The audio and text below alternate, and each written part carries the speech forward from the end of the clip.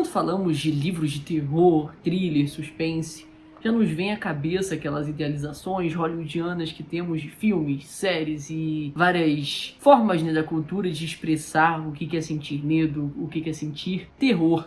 Mas na literatura isso pode funcionar um pouco diferente, né? Por mais que talvez o propósito seja o mesmo. Eu li um livro de terror, né? Um pouco de suspense, mas ainda assim uma grande literatura clássica, diferente. Um pouco francesa para os franceses, mas foi bem interessante e é sobre ela que eu irei falar hoje. Esse livro é O Fantasma da Ópera, de Gaston Leroux. É um livro que, para mim, foi uma leitura diferente, né, do que eu estou acostumado, porque é um livro que se passa no século XIX, né, quase já no XX. Conta sobre a grande ópera de Paris, né, um lugar que é muito complicado de você imaginar, então você tem que pesquisar. Você tem que entrar no Google, pesquisar, ver imagens, ver como que funciona, porque a história é toda ambientada nesse lugar. A história de um fantasma, de um ser que consegue aparecer em qualquer lugar da ópera e consegue conversar com as pessoas e pedir coisas e falar coisas, ameaçar coisas. O fantasma é assustador. Mas para você entender isso, você tem que pesquisar um pouco sobre a ópera, ver como ela funciona, como que ela é imensa, como ela foi construída com diversos andares superiores e inferiores abaixo da terra, com vários mecanismos interessantes e toda essa grande e magnífica construção que parece até uma maravilha do mundo, né? É nesse lugar que se passa a nossa história, né? A gente tem vários cantores de ópera, a ópera é ambientalizada no livro, né? A gente chega no livro quando a sucessão de diretores vai acontecer, né? 2 diretores irão se aposentar da ópera justamente por conta do fantasma da ópera. Então, com isso aparecem 2 novos diretores que vão assumir e acham uma grande balela, um absurdo os outros 2 diretores aposentados terem medo de um fantasma que eles nunca viram. E daí que dá o pontapé inicial à nossa história, né? Essa suposta aparição do fantasma em diversas noites específicas, o camarote específico que ele gosta de sempre estar reservado e sempre estar vazio para que ele possa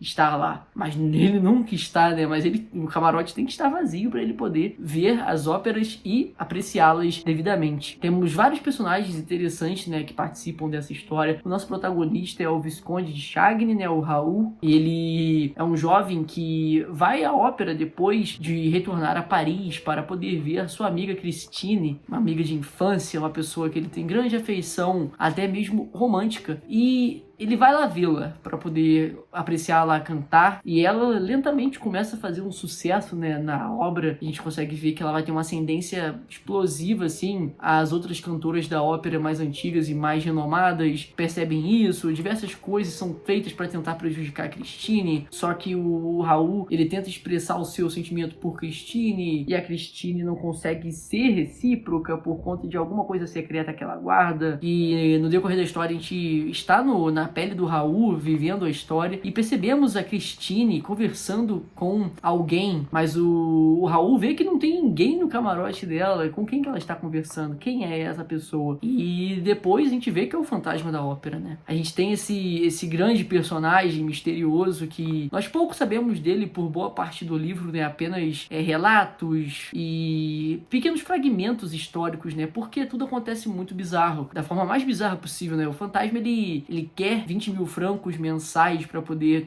pagar suas despesas, ele quer o camarote reservado e diversas outras coisas que ele precisa para si e que, caso não sejam cumpridas, coisas terríveis acontecem, inclusive violência e morte. Então é algo muito sério, assim, né, que os novos diretores, eles ironizam um pouco e tentam ver se realmente o fantasma é real e existe mesmo. Essa relação dos diretores com o fantasma é muito interessante de se ler. Eu acho que é uma das dinâmicas que mais me atraiu no livro, né? Essa pouca fé no fantasma, que por mais que se ele não for ou for um fantasma real, acho que algo estava acontecendo ali e o ceticismo dos diretores não permitiu que eles enxergassem isso. Então, o livro vai decorrendo dessa maneira, né? A gente tem que, nós, como leitores fora da França, que não temos convívio com a ópera de lá, ou com ópera em si, né? Nós temos que realmente prestar muita atenção e ler as notas de rodapé e pesquisar, com certeza, muita pesquisa, porque eu creio meio que o Gaston escreveu o livro para os franceses, né? Afinal de contas, ele era francês e toda a obra se passa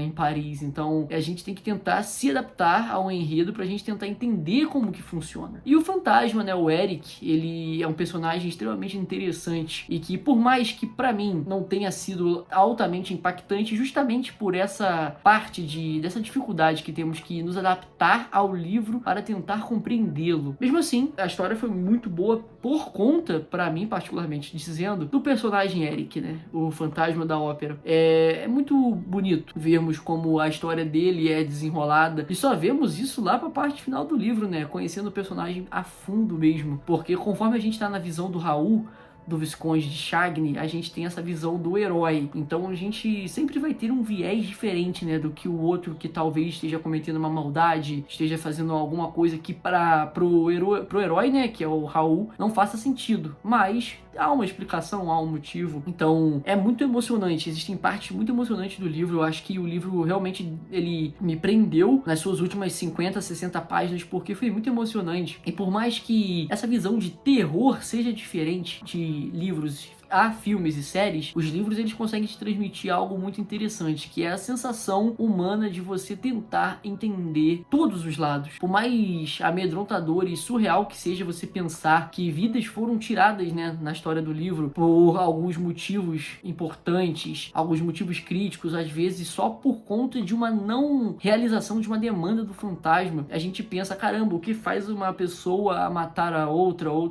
talvez influenciar a morte da outra e, enfim, e causar todo esse caos dentro de uma ópera. E isso acontece também em um momento até que a ópera está em pleno funcionamento, né? No meio do ato onde eles estão lá cantando, acontece algo, nossa, surpreendente, né? Que você lê e você fica, caramba, que surpreendente, né? Então, ler O Fantasma da Ópera tem diversas surpresas para o leitor, tanto no aprendizado um pouco mais sobre a ópera, sobre termos, sobre as organizações, referências a várias pessoas que escreveram para a ópera e tiveram suas obras apresentadas. Temos muitos personagens marcantes, muitos personagens interessantes e aquele clássico, né, francês, eles têm um sentimento muito parecido, né, que são dos personagens que eles são apaixonados, mas algo impede eles, e tem alguns personagens secundários que ajudam no trâmite, ou às vezes tem uma narrativa que é intercalada entre os protagonistas e esses secundários, mas todos no conglomerado da ópera. Mas, pra mim, o mais importante é o Eric. A formação humana do Eric, os mistérios que o envolvem. Eu acho que o livro, ele não foi muito bom em expressar o que era o Eric.